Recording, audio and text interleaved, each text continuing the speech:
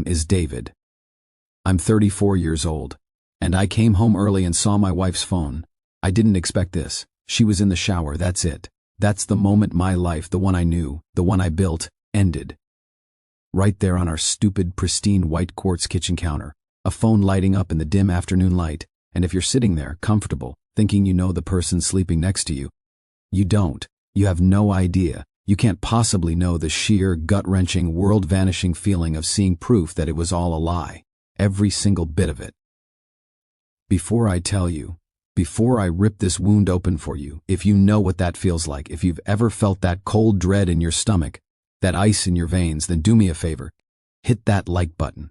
Subscribe to this channel. I need to know I'm not just screaming into the void here. Drop a comment. Tell me where you're watching from. Tell me you get it. Because right now, I need to know someone out there understands this pain, this anger. Now, let's get back to that Tuesday afternoon. It was supposed to be a good day.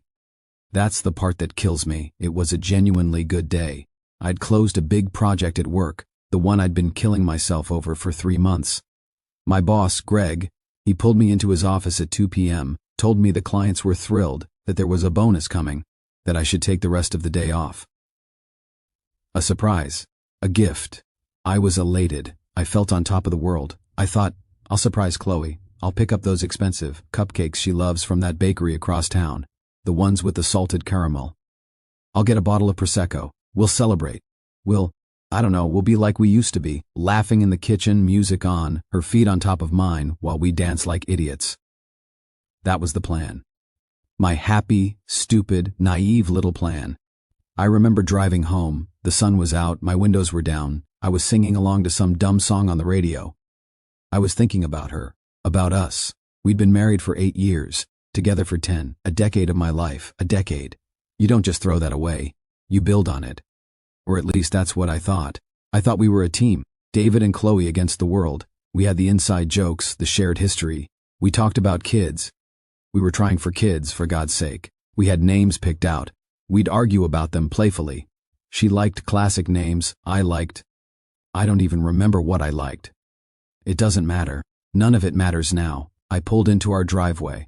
Our house. The one we saved for, the one we painted together, the one where we planted that stupid little magnolia tree in the front yard and promised we'd watch it grow old with us. Her car was there. That was the first surprise. She was supposed to be at work. She was a graphic designer. She had a studio downtown, but she often worked from home on Tuesdays.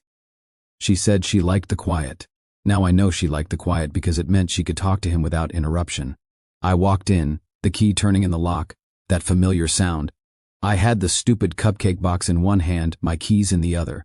"Honey, I'm home," I called out, like some cheesy sitcom husband. I was grinning. I was so proud of myself. The house was quiet, too quiet. But then I heard it, the shower running upstairs. Okay, I thought, she's in the shower. I'll put these cupcakes on a plate, get the glasses out, surprise her when she comes down. I walked into the kitchen, and there it was, her phone. Face up on the counter next to the fruit bowl, it lit up, a notification. I wasn't trying to see it. I wasn't snooping. I was just there. My eyes, just by chance, drifted to the screen, and I saw it. A message from Mark, and the preview text. The words are burned into my brain. They're seared onto the back of my eyelids. I see them when I close my eyes at night. I'll see them on my deathbed. It said, "Can't wait to feel you again. Today was incredible. You're so much more than he is." Time stopped. I mean that. The world just froze.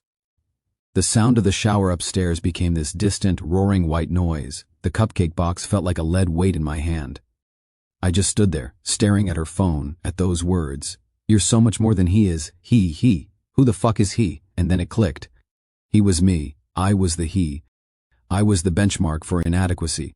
I was the thing this Mark was so much more than. My first thought wasn't even anger, it was disbelief. Pure, unadulterated shock. This is a mistake. This is a wrong number. This is a joke. Chloe's friend Sarah, she's pranking us. Something, anything, but not this. My brain was scrambling, desperate for any other explanation, any lifeline away from the abyss that had just opened up beneath my feet. But then, the other things started clicking into place. The pieces of the last few months that I'd ignored, that I'd explained away, that I'd chalked up to stress or work or just the natural ebb and flow of a long-term relationship. The late nights at the studio, the new, more expensive perfume, the way she'd started going to the gym more often, coming home with a flush on her cheeks that I'd stupidly thought was from the treadmill. The way her phone was always face down. The new passcode. She'd changed her passcode. She said she forgot the old one. I believed her. Why wouldn't I believe her? She was my wife. The anger started then. A cold little knot in my stomach, right beside the gaping hole of pain. It was a small, hard seed, but I felt it. I felt it take root. I put the cupcake box down. Gently. I don't know why I was so gentle. The world was ending, and I was carefully placing a box of cupcakes on a countertop. My hands were shaking. I looked at her phone. The screen had gone dark again. The shower was still running. I knew what I had to do. I had to know. I had to see it. I had to have the proof, the undeniable, irrefutable proof, because a part of me was still screaming that this was all a nightmare, a misunderstanding. We had an iPad, a shared iPad we used for recipes, for watching movies in bed. It was logged into her iMessage. It was charging on the kitchen dock. I walked over to it. My footsteps sounded incredibly loud in the silence. I picked it up. My thumbprint unlocked it, and I opened messages, and there he was. Mark, at the top of the list. I opened the thread, and I read it all. I scrolled, and I scrolled, and I kept scrolling. Weeks, months. It went back for months. It wasn't just flirting. It was detailed. It was intimate. They talked about our life, our marriage, my marriage. He asked her things like, "Is he good to you?" And she'd reply, "He's fine. He's just predictable. You're a storm. You make me feel alive." Predictable. I was predictable. Because I paid the mortgage. Because I remembered our anniversary.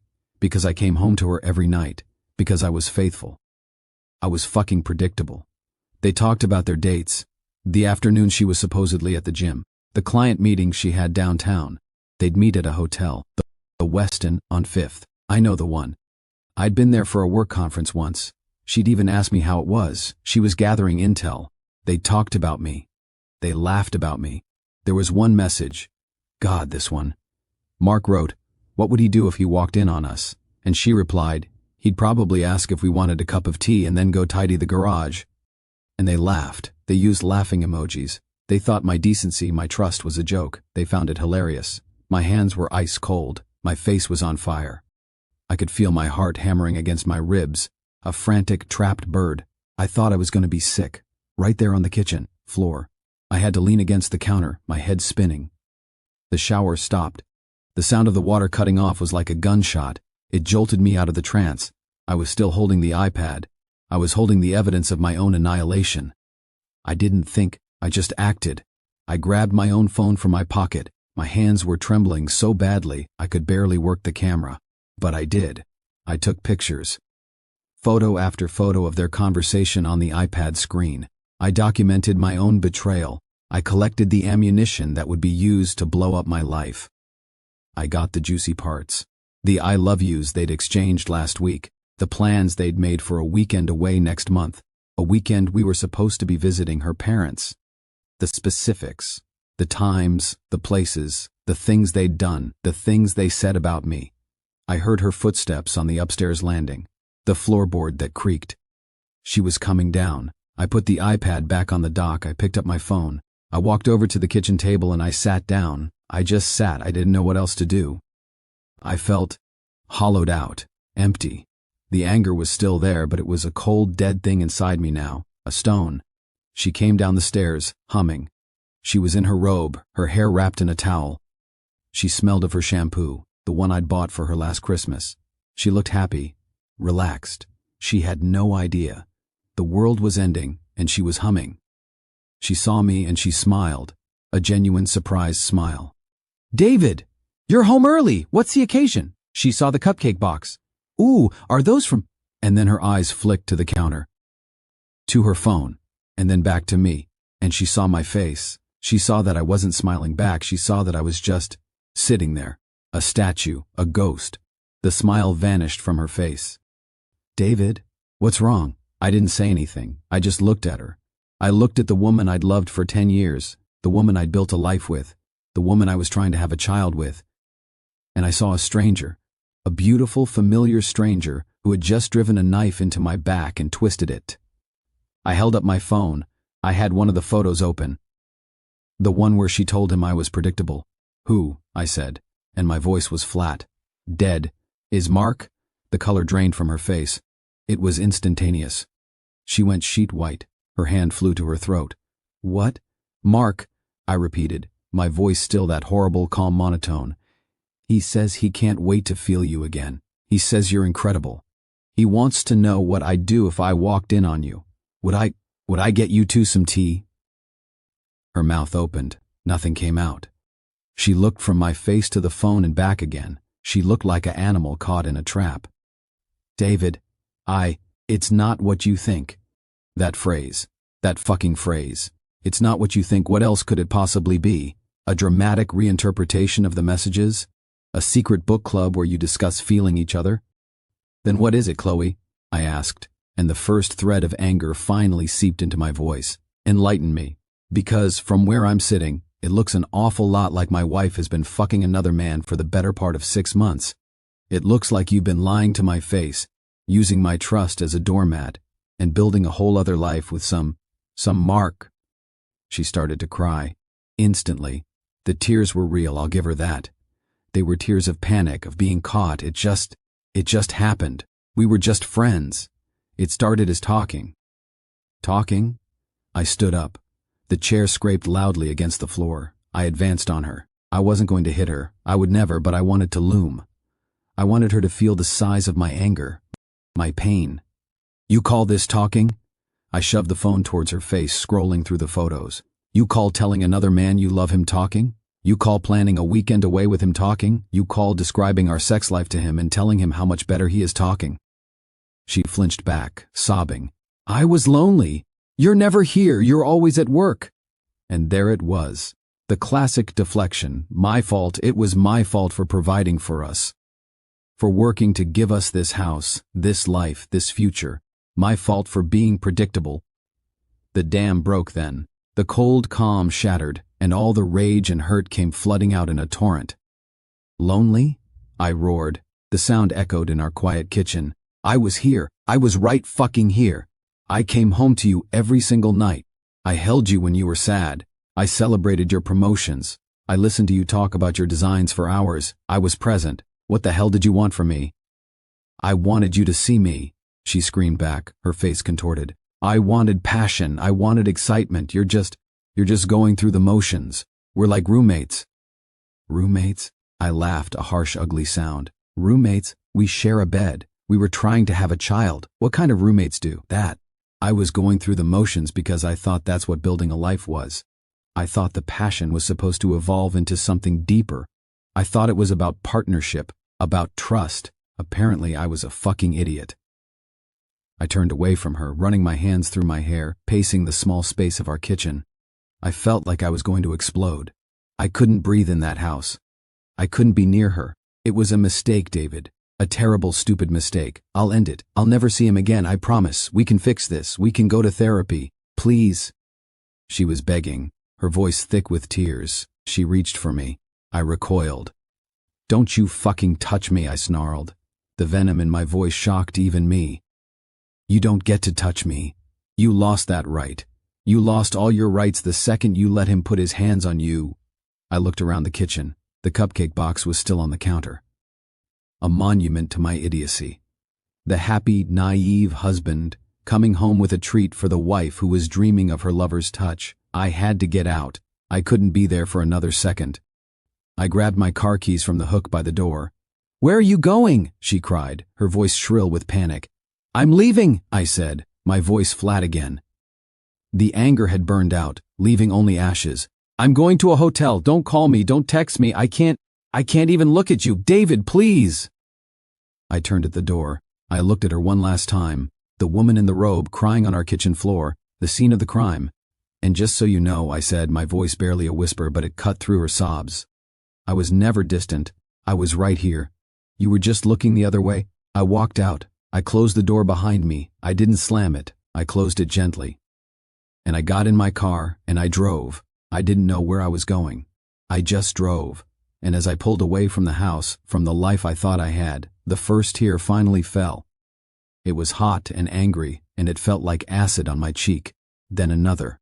And soon, I was pulling over to the side of the road, my head on the steering wheel, sobbing like a child. The great, heaving, ugly sobs of a man whose world has just been erased. That was the beginning, the end of David and Chloe. The start of this new shattered reality. And it was all because I came home early, and I saw her phone, and she was in the shower. The hotel room was a monument to nothing. Beige walls, generic art, the faint smell of industrial cleaner trying to mask the scent of other people's sadness. I'd checked into the first place I found, a Hampton Inn near the highway. I didn't even look at the room rate. I threw my wallet on the counter, got the key card, and walked into the silence. It was deafening. I stood in the middle of the room, just standing there. My suitcase was still in the trunk of my car. I had nothing, just the clothes on my back and the phone in my pocket that contained the photos of my ruined life. What do you do? What is the protocol for this? Your heart has been ripped out, your future has been canceled, and you're standing in a beige room with a queen-sized bed and a small coffee maker. Do you cry? Do you break something? Do you call someone? I felt numb. The sobbing in the car had drained me. Now there was just nothing. A vast, empty landscape inside me. I could still see the words on the screen. You're so much more than he is. They played on a loop in my head, a taunting, evil mantra. I took my phone out. My hand was steady now. Shock, I guess. I went to my contacts. I scrolled past Chloe, a dagger to the heart, and found my older brother Mike. He lived 2 time zones away. I pressed call. He answered on the 3rd ring. Hey, little brother. What's up? Hearing his voice, his normal, cheerful, oblivious voice, was what finally broke the dam again. I tried to speak, but all that came out was a choked gasp. David, you there? You okay? Mike? I managed, my voice cracking. Chloe. Whoa, slow down. What happened? Is she okay? I let out a bitter, wet laugh. Oh, she's fine. She's been having an affair. For months. Silence on the other end. Then what? No way. You're kidding me. Chloe? Our Chloe? She's not our Chloe, I said, the anger giving me strength. She's someone else's Chloe. She's Mark's Chloe. I told him everything. The coming home early, the phone, the messages, the confrontation. I talked for 20 minutes straight, a torrent of pain and fury. I was pacing the beige carpet wearing a path in it. Mike listened. He didn't interrupt. When I finally finished, breathless and spent, he let out a long, low whistle. Jesus Christ, David, I don't even know what to say. I'm so sorry. What do I do, Mike? I asked, and I sounded like a lost little boy. What the hell am I supposed to do now? First, he said, his voice firm, grounding. You stay there. Do not go back to that house tonight. Second, you need a lawyer. First thing in the morning. Do you have anyone? I thought about it. A guy from work, Ben, had gone through a nasty divorce a couple of years back. He'd mentioned his lawyer was a pit bull in a pantsuit. Yeah, I said, I think I do. Good, call him. Third, God, man, this is fucked up. I'm booking a flight. I'll be there tomorrow night. You don't have to do that, I said automatically, but the relief was already flooding through me. I wasn't alone. Shut up, he said gently. I'm your brother. I'm coming. Now, are you going to be okay tonight? Do you need me to stay on the phone? No, I said, feeling a tiny bit stronger. No, I'll be okay. Thanks, Mike. Love you, brother. We'll get through this. We hung up. The room was silent again, but it felt a little less oppressive. I had a plan. A tiny 3-step plan. 1. Stay here. 2. Call a lawyer. 3. Mike is coming. I could do that. Then my phone buzzed. A text, then another, and another. A cascade of notifications. Chloe. I didn't open them. I just watched the previews light up my lock screen. David, please, we need to talk. It was a mistake. I love you. I love only you. Please don't do this. Our life is here. He means nothing. I swear he means nothing. Answer your phone, please. I'm begging you. He means nothing. He means nothing. If he means nothing, then what the fuck does that make the last 6 months? What does that make the I love you she sent him? What does that make the plans, the intimacy, the betrayal? If it was for nothing, then she destroyed our marriage for a cheap thrill. For a bit of excitement. That was even worse. It wasn't some grand, tragic love affair she couldn't resist. It was a tawdry, sordid little secret. It was trash. And she'd traded our life for trash. A fresh wave of nausea hit me. I walked into the bathroom and dry-heaved over the toilet. Nothing came up, just the hollow, painful convulsions of a body in shock. I went back into the room and sat on the edge of the bed. The texts kept coming. Each buzz was like a small electric shock. I couldn't take it. I went into the settings. I blocked her number. The silence was immediate and absolute. It was the most final thing I had done all night, more final than walking out. Blocking her number was like slamming a vault door shut. This is it. This is over. I lay down on the bed, still in my clothes from work, the clothes I'd been so proud of wearing home early. I stared at the textured ceiling. I didn't sleep. I don't think I even blinked. I just replayed the whole thing over and over and over. The drive home, the cupcakes, the phone, the messages, the shower stopping, her face, the tears, the words, "You're so much more than he is." The anger was my only companion. It was the only thing that kept the bottomless grief at bay. I clung to it. I fed it. I rehearsed what I should have said. I imagined violent, satisfying scenarios involving Mark that I would never, ever act upon. The anger was a fire, and I was huddled next to it in the freezing cold of my new reality. This was my life now. A beige hotel room, a blocked number, a heart full of shrapnel, and a brother on his way. The sun eventually came up. I watched the light slowly change the color of the curtains from black to gray to a sickly yellow. I had never felt more tired in my entire life, but I had a plan. Step 1 was done. I had stayed. Now for step 2. I got up. My body ached as if I'd been in a physical fight. I splashed water on my face in the bathroom. The man in the mirror was a stranger. Pale, haunted eyes, stubble, a deep line of pain etched between his brows. I didn't recognize him. I found Ben's number in my phone. It was 7:30 a.m., too early. I didn't care. He answered, his voice groggy. "Hello? Ben, it's David Harper. I'm sorry to call so early." "David? Hey, is everything okay? You sound terrible." "No," I said, my voice rough. "It's not, Chloe. I found out she's been having an affair. I've left. I need the name of your lawyer. The pit bull." There was a beat of silence. Then all the sleep was gone from his voice. "Oh shit, man. Oh, I am so sorry. Yeah, of course. Her name is Anya Sharma. She's brutal, in the best way. I'll text you her number right now. Thank you, Ben. Hey man, for what it's worth, I've been there. It's hell. But you'll get through it. Call Anya. She'll guide you." We hung up. A minute later, her number popped up on my screen. I didn't hesitate. I called. A crisp, professional voice answered. "Law offices of Anya Sharma. My name is David Harper," I said. "Ben Fields referred me. I need to speak with Ms. Sharma. It's an emergency. I just discovered my wife is having an affair, and I need to start divorce proceedings." "One moment, Mr. Harper." I was put on hold. Some bland classical music played. I paced the beige carpet. Then a new voice came on the line, sharp, clear, no nonsense. "Anya Sharma. Ben tells me you're in a situation. Tell me everything. Don't leave out any details." And I did. I told her the whole story. Again. It was easier this time. More clinical. I was the client. She was the expert.